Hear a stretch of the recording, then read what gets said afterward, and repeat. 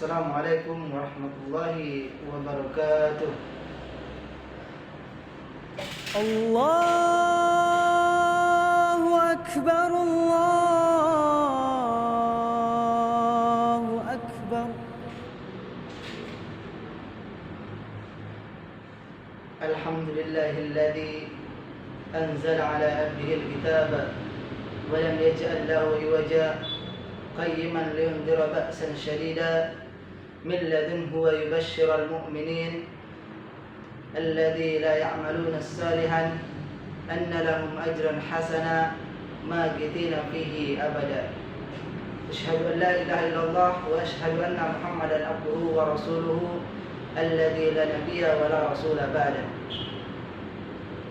Wa qala Allah ta'ala fi kitabihil karim, a'udzu billahi minasy syaithanir rajim, ya ayyuhalladzina amanu taqullaha haqqa tuqatih wa la tamutunna illa wa antum muslimun. Wa qala aidan, buniyal islamu ala khamsin, syahadatin an la ilaha illallah wa iqamis shalah wa ita'iz zakah wa hajjal baiti wa shaumi ramadan. Amma ba'du. Ma'asyiral muslimin rahimani wa rahimakumullah. Bersyukur kita kepada Allah Subhanahu wa taala karena di hari Jumat ini Allah masih memberikan kita kesempatan, Allah masih memberikan kita waktu, Allah masih memberikan kita nikmat kesehatan, sehingga dengan nikmat kesehatan itu kita pergunakan hanya untuk menghambakan diri kepada Allah Subhanahu wa taala. Maka sesungguhnya begitu banyak saudara-saudara kita berharap kepada Allah agar diberikan nikmat kesehatan. Sesungguhnya begitu banyak saudara-saudara kita kaum muslimin di luar sana yang berharap dimudahkan langkahnya menuju kebaikan. Namun Allah Subhanahu wa taala mencabut nikmat kesehatan itu dari mereka sehingga mereka tidak bisa melaksanakan perintah Allah Subhanahu wa taala dengan melaksanakan ketaatan kepadanya. Maka bersyukur kita yang masih diberikan nikmat kesehatan oleh Allah sehingga kita mudah melangkahkan kaki kita guna untuk mengharap keridhaan Allah Subhanahu wa taala. Tak lupa pula salam salawat selalu kita curahkan kepada junjungan kita, yakni Nabi Muhammad sallallahu alaihi wasallam, yang mana beliau adalah sosok manusia biasa, namun Allah Subhanahu wa taala memberikan kelebihan kepadanya dan Allah juga memberikan amanah kepadanya, yaitu amanah yang begitu besar, yakni menancapkan kalimat tauhid di tengah-tengah kaum jahiliyah. Sehingga dengan perjuangan Nabi Muhammad SAW akhirnya kita mampu mengenal mana yang baik dan mana yang buruk. Dengan perjuangan Nabi Muhammad SAW kita dapat mengenal mana yang hak dan mana yang batil. Dan berkat perjuangan Nabi kita mampu mengenal Qul huwallahu ahad, Allahus samad, lam yalid wa lam yulad wa lam yakul lahu kufuwan ahad. Ma'asyiral muslimin rahimani wa rahimakumullah.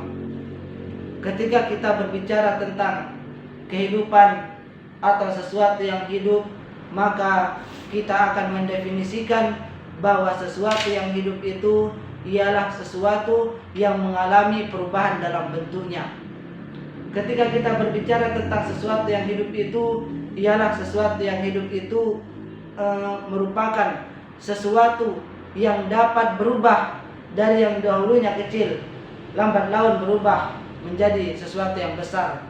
Atau ketika kita berbicara sesuatu yang hidup itu, kita akan mendefinisikan bahwa sesuatu yang hidup itu yakni sesuatu yang mengalami perubahan dalam bentuk dan keadaannya, seperti misalnya manusia dahulunya seorang bayi, kemudian selang beberapa waktu berubah menjadi seorang yang remaja, setelah beberapa waktu berubah menjadi dewasa, setelah beberapa waktu berubah lagi menjadi usia lanjut. Maka mungkin begitulah kebanyakan orang mendefinisi tentang suatu kehidupan. Namun itu hanya sekedar menurut pemikiran manusia saja, menurut pandangan manusia saja. Itu memang betul bahwa sesuatu yang hidup itu ialah sesuatu yang dapat berubah bentuknya dari bentuk asalnya. Akan tetapi menurut syariat, sesuatu yang hidup itu bukanlah seperti itu. Sesuatu yang hidup itu ialah sesuatu seorang hamba yang senantiasa ingat kepada Allah Subhanahu wa taala.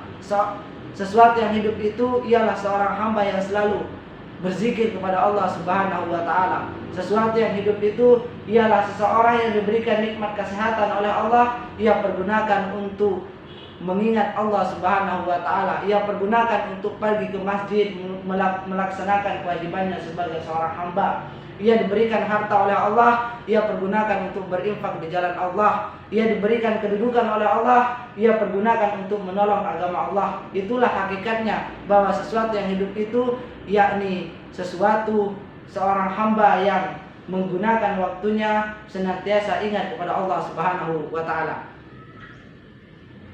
Masyaallah muslimin rahimani wa rahimakumullah. Sehingga diberikan perumpamaan oleh Rasulullah SAW di dalam sebuah hadis. Perumpamaan orang yang hidup itu ialah orang-orang yang selalu berzikir kepada Allah Subhanahu wa taala, dan perumpamaan orang yang mati itu ialah seseorang yang tidak berzikir kepada Allah Subhanahu wa taala. Rasulullah SAW bersabda, "Matsalul ladzi yadhkuru rabbahu wal ladzi la yadhkuru rabbahu matsalul hayy wal mayyit." Perumpamaan orang yang hidup dengan orang yang mati seperti orang yang ingat kepada Allah dan orang yang tidak ingat kepada Allah Subhanahu wa taala.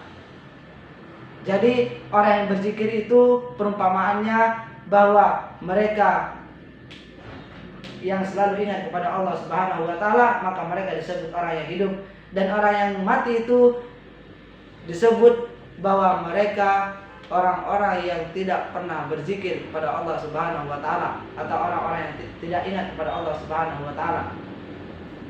Maka subhanallah, begitu besar perumpamaan orang-orang yang ingat kepada Allah dan orang-orang yang tidak ingat kepada Allah, seperti orang yang hidup dengan orang yang mati. Maka jika seseorang itu tidak berzikir kepada Allah, berarti tidak ada bedanya dia dengan orang-orang yang mati.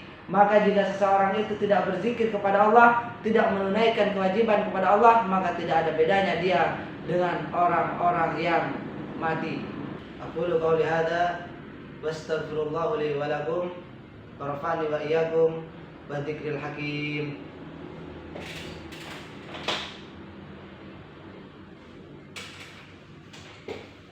Alhamdulillahilladzi anzala as-sakinata fi qulubil mu'minin liyazdadu imanan ma'a imanihim.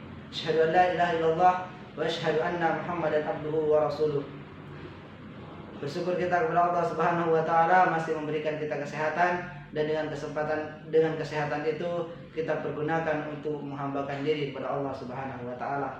Jadi di khutbah kedua ini memberikan kesimpulan dari khutbah pertama bahwa hakikatnya orang-orang yang hidup itu, orang-orang yang betul-betul hidup itu di hadapan Allah Subhanahu wa taala ialah mereka yang senantiasa ingat kepada Allah Subhanahu wa taala. Mulai dari bangun tidur sampai tidur lagi, ia selalu terhubung hatinya kepada Allah Subhanahu wa taala. Hatinya selalu ingat kepada Allah Subhanahu wa taala. Maka tidak ada waktu yang ia lalui meskipun 1 detik melainkan selalu ingat kepada Allah Subhanahu wa taala. Maka dari itu dia dapat dikategorikan sebagai orang-orang yang hidup karena ia selalu berzikir kepada Allah Subhanahu wa taala. Namun jika detiknya ia lalui tidak mengingat Allah, maka dia dapat dikategorikan sebagai orang-orang yang mati, sebagai orang-orang yang tidak hidup.